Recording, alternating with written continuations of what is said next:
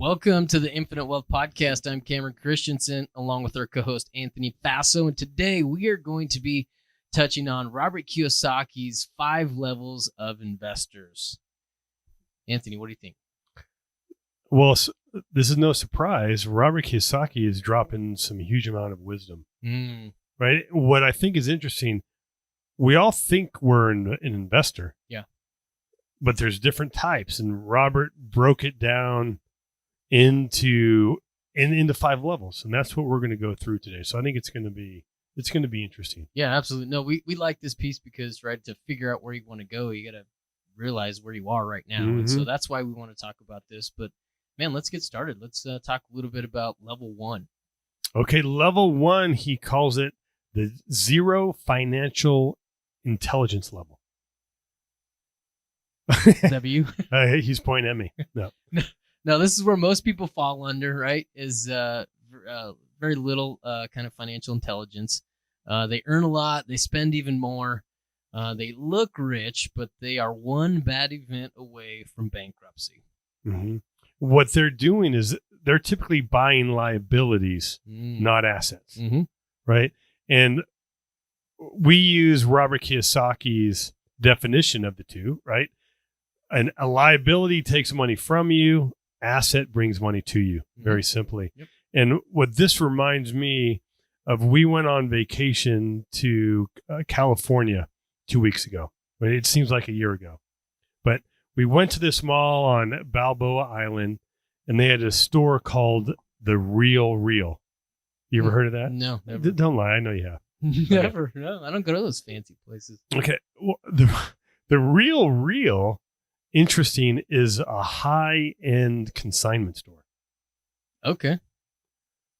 I had never heard of it, but I when I walked in, I was worried they had like a security guard who had a gun. Right? That is fancy. Yeah. Yeah. But you know, it was weird. I started looking around, and you would have loved these shoes, Cameron, but there were these gaudy high heels, Gucci, right, with these gemstones on them, used $2,000. Dang. Okay. For a pair of shoes. Yeah. And so my daughter Sarah started taking me around, and we finally went to the handbags. Okay. And she showed me a handbag that was $20,000. Okay. Which I thought was ridiculous, but she's like, oh, well, look at this one. One of them was $32,000. Wow. For a bag. Wow. Basically, literally a bag. It could be for a bag. Yeah. I don't even know. I was flabbergasted. And what I told Sarah, okay, let me give you here. Let me ask you a question. I hold the bag. Would you rather spend $72,000 on this bag, or we're buying a rental property and the down payment's $30,000? Yeah. Right. Which one would you rather buy? I'm kind of wondering. You know, she picked the right answer. Yeah. Right. But I do wonder, was there a little hesitation? You know, but. She's early 20s, right? So maybe there's a little glamour. No, but she's got a good head on her shoulders, and I think she saw how ridiculous. How ridiculous you looked in those boots. Boots are heels, okay. But you know, also in California, man, there's a ton of money in there. Yeah. I mean, I was astounded. Of course, we're driving all around or walking all around, and we have Zillow open. Right. And we're looking at all the prices of these homes.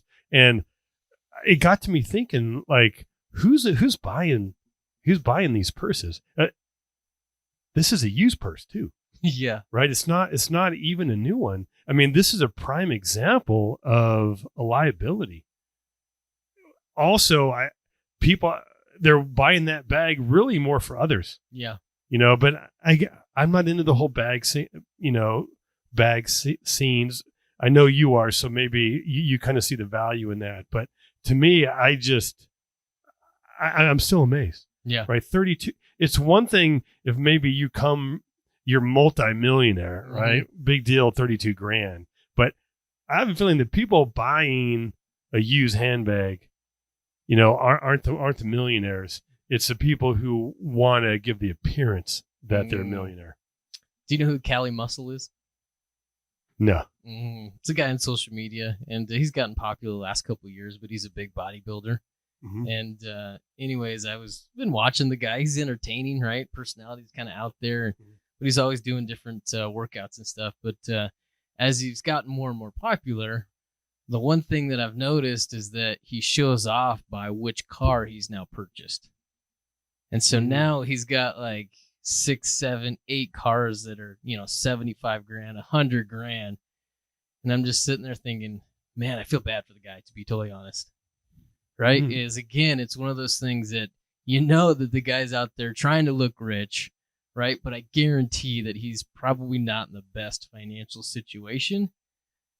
Just making bad decisions. It's not going to end well for the guy doing that.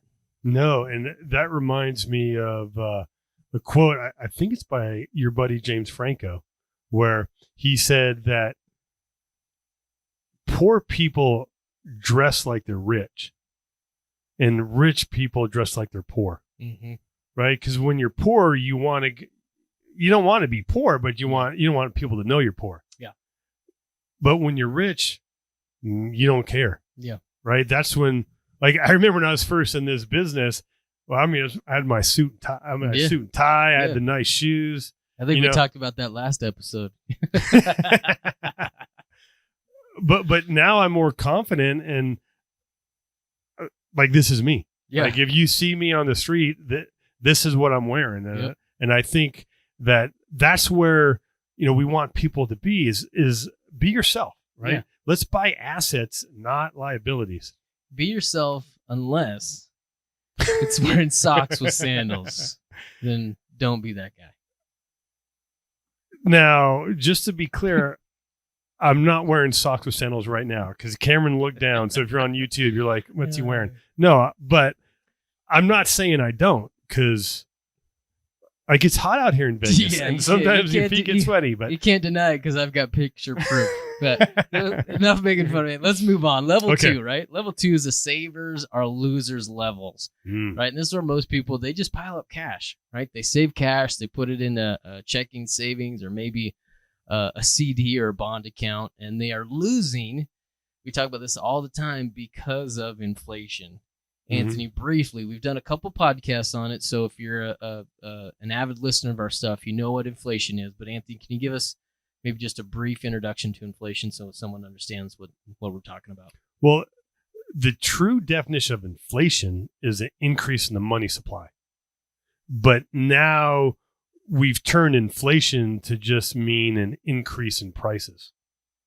Now, an increase in prices can be a supply and demand, like a temporary issue, which we are seeing now. We're in September of 2021, right? There's been some supply issues, and like, for example, the chips. There's a problem with the chips for these cars, so cars are being more expensive.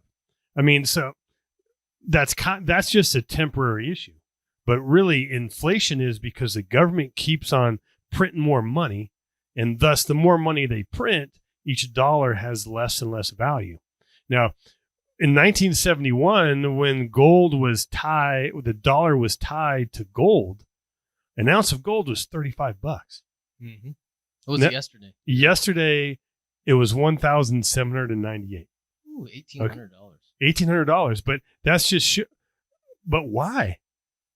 It's not because gold is more. The reason why gold is more valuable is just it's more because our dollar is weaker. Yeah, the purchasing power of your dollar is getting weaker over time. And so that's why they say that, savers or losers that's what they're saying, is that if you keep cash just sitting on hand in a checking account, savings account that's earning nothing or near it, it's actually losing because your purchasing power is eroding. It's getting lower every single year. And so, right, savers park their money, right? And investors, what they do is they keep having their money in motion. So it's a big deal. So what we like to tell people is that you can't save your way to wealth, right? If you got to put your money to work. Now, Carol, why do you think level 2 investors, save, right? And they're not investing. Yeah, this was our introduction, I think, to our last episode when we talked about this, is they don't know what to do, right? typically these people are high earners, right? They've got a good job. They're making more than they're spending. And so they have money and they put it away, but now they don't know where to put it, right? And they don't know what to do. And so the next safest thing to do is leave it in the checking account, savings account, or even a CD, something, or money market account, mutual fund, something like that. And so that is the driving force behind why people don't move from level 2. You know what? I would add that they think investing is risky. Mm-hmm. And we talked about it on a couple episodes ago. If you're knowledgeable and educated and buy right, it's not risky. Yeah. Right. I think level 2 investors that they are scared. Mm-hmm. Right. But that's an opportunity for you to get educated so you won't be scared and to see that that there are some opportunities for investing. Yeah. Great. Let's move on. Level 3. Level 3 is the I'm too busy. I'm too busy level, right? I'm too busy to learn. These are the ones that are typically very highly educated. They've got a very demanding career. They've got a family. Maybe they've got a second home that they spend their time at. And the level 3, their most common account that they have is probably a 401k, an IRA, is typically where they're putting money at this level. And they turn their money over to somebody else, and they hope and they pray that it'll be there for them when they come back. This is a scary one.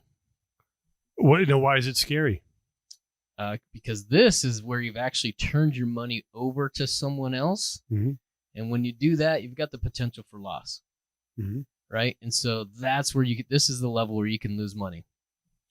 Right. And I mean, to be full disclosure, you can still lose money as well as if you are a true investor. Yeah. But the big difference is if you're a true investor, you're going to learn from those losses. Good point. Yeah. Right. How many people have we interviewed that said, oh man, my first real estate deal or my first blank, oh man, I lost money. Yeah. But I earned education and I learned what to do better the next time. Because, maybe it's Robert Kiyosaki, but this isn't me who said it, right? But success is a terrible teacher. It's actually Warren Buffett. Okay, thanks. I don't know. But we want to learn, all right? We're going to get in some deal that's not going to turn out. No matter what, how much we education or we put into it, we're going to lose money. Yeah. But you know what? In the big picture, we may have lost money, but we learn what not to do next time. But when we're giving our money over to somebody else, not only did we lose our money, we didn't gain any wisdom. I think that's what he's referring to. And I even know for myself. I mean, I know I've shared on here many times what happened in 2008, right? I mean, one example is when my kids lost 60% in their 529 plan, even though my son was going to college in 2 years, and it was supposed to be one of those age weighted, so it'd be more conservative the closer we got to him graduating high school. But the advisor forgot to check a box. Those pesky boxes. That's when I realized, you know what? I need to be more active. Yeah. I need to learn. This is my money. I need to start taking control of it. And to be honest, when I started taking control, one of my first deals, I lost $50,000. Yeah. Right. And part of it is I didn't do the proper due diligence. Yep. Man, the numbers look good. This is going to make so much money. It was so easy. Blah, blah, blah. But I mean, it was easy for them to take my money, but their lawsuit later, I still don't have it. Yeah. Let's talk about our next level, Cameron. It's called the I'm professional. I'm a professional level. Tell me more about what that means, Anthony. This is somebody more of the DIY, right? Okay. This is a do it yourself investor, right? They're buying stocks from a discount broker, right? They don't need to go and pay the fees of a traditional financial planner. Yeah. Right. Yeah. But this would also be people who do fix and flips. Yeah. People who are buying their rental properties themselves. One thing I thought was interesting about this level is that they have little formal education. And this to me reminds me of the podcast we did a little bit ago, that learning to invest is more important than learning your profession. Yeah. Like, here's an example. Well, they don't have the quote unquote formal education, but they're doing really well for themselves. Oh, right? Yeah, I absolutely agree. Some of the most successful business owners that I've met over the years, right? School is not their thing, right? They are doers, they are action takers. And so this is a great example, right? These guys would fall in that level 4. Right. And they typically focus on one asset class. And you have a good saying about that. Yeah, it's great advice, right? Is really, to get started, is you want to focus on one asset class, get really, really good at doing that, and then just repeat it over as many times as you possibly can. The way I typically communicate this to clients is, as you go through the hierarchy of wealth, is I talk to them about having a process or having a system down. And real estate or investors, successful investors, it's really nothing sexy at the end of the day when you kind of wipe away everything and you look at what's happening. Is they have a formula that they take opportunities through, right? They know that if they buy it at A, they can put B into it and they can sell it for C. There's a very high likelihood that C will be the outcome. And so really it's just going through a vetting process and taking them through that process and taking them through that. So focus on one asset class, get really good at that, and just do it as many times as you possibly can. Now, Cameron, before you gave a piece of advice, did you just say, this is good advice? I usually do. It's usually how I open up most conversations. Yeah, this is really good advice. Yeah. Listen to me. Exactly, yeah.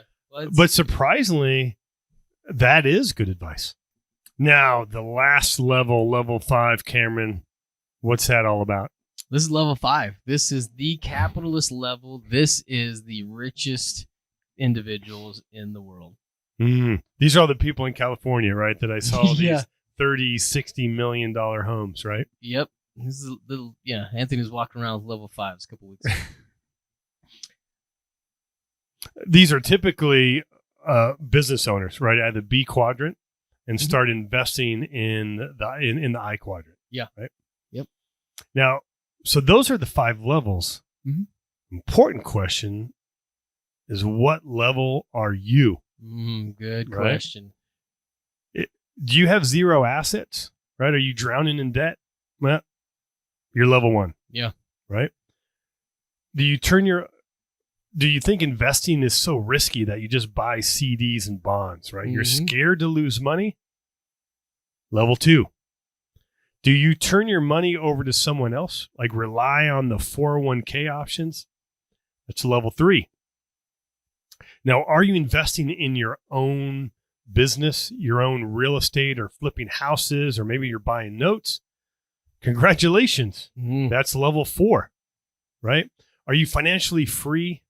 Own a real business? Now, as Becky would say, that's wicked awesome. Okay. You are on level 5. Now, Cam. Yeah. What level are you? Good question. I am a level 4. Okay. Right. So I am actively investing. I am building this business. I do own some real estate, and I am building or looking to build out that real estate portfolio. So level 4. I've been level 1. Sure. To be honest, right? Yeah. I've been level 2 and level 3. And I think oftentimes we need to go through those levels in order, right? To really learn how to get. And I eventually got into level 4. Sure. And let's talk about, he mentions level 5 is being the ultimate goal. Cameron, is that your ultimate goal, level 5? To be honest, no. It's not. Why not?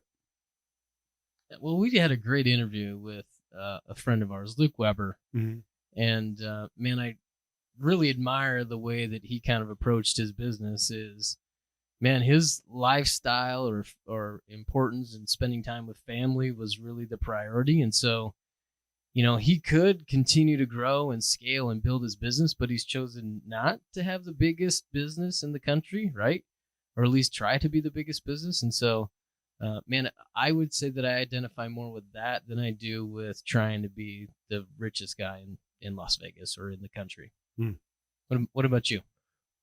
Well, I would say when I was in California, right, Mm-hmm. we had rented a place just off the beach, not on the beach, but like a couple of blocks. We could see the beach, Could right? you? Right. And I was like, man, this is pretty cool, Mm-hmm. you know. And there was that. I was thinking, you know what? I could be level 5. Yeah. I mean, there's, and it's not that I'm anything special, right? You could be level 5, You said it. right? Level 5, that takes a lot of work Mm-hmm. and a lot of time and a lot of energy. And for some people, that's awesome. But for me, and I got a wife and kids. I have a grandkid. Yeah. You know, I want to spend time with them. I don't want to take on that stress. I want to be able to serve the community and do some other things that I'm not so money motivated. Yeah. But right, we all have that certain number though that we need to get, right? We want to, I'm almost there with financial freedom. And you know what, as long as I keep my overhead the same and don't get tempted to buy these liabilities, I'm super happy at level 4. Yeah. But now the question for our listeners is, what level are you? Right. I think it's important to know where you're at. I don't know if you said it this podcast or the last one, but unless you know, in order to know where you're going, you got to find out where you're at. Yeah. You need to figure out what investor level you are. And you know, that's more of a personal question. And you know what? We don't care what level you're at. Mm-mm. What we care is what level you want to be at. Yeah. And what I would say, if you want to be a level 1 or 3,